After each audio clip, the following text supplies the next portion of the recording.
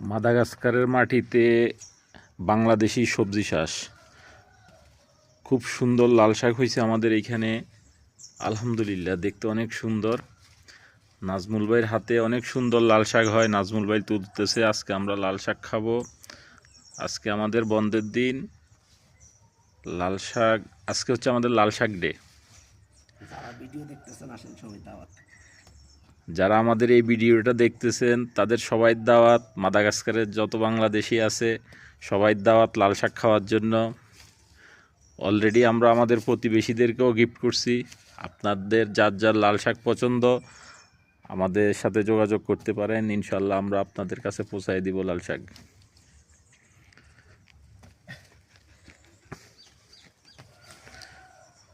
নাজমুল ভাই খুব শৌখিন মানুষ সবজি চাষ করার জন্য। ধন্যবাদ বাদলকে আমাদেরকে লাল শাকের বিচি দিয়ে হেল্প করার জন্য। আরো যেন দিতে পারে ভবিষ্যতে আমরা আরো বেশি বেশি লাল শাকের বিচি চাই।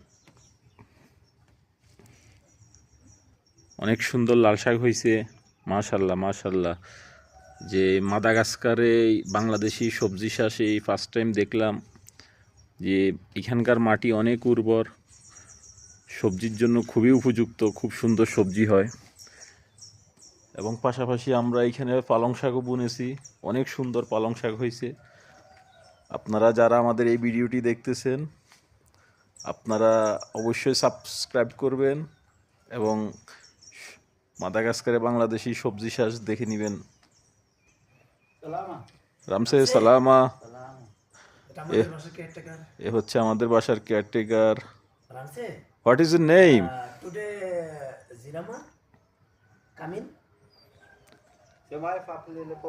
এটা হলো বিদেশি চুসু গাছ, মাদাগাস্কারের চুসু, খুব সুন্দর একটা সবজি ফল। My phone, telephone, all stop. Yeah, all stop, no charge. My telephone, all stop.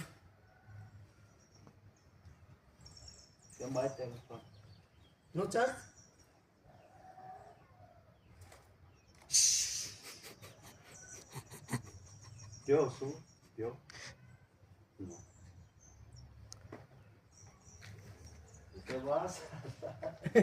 Okay, yeah.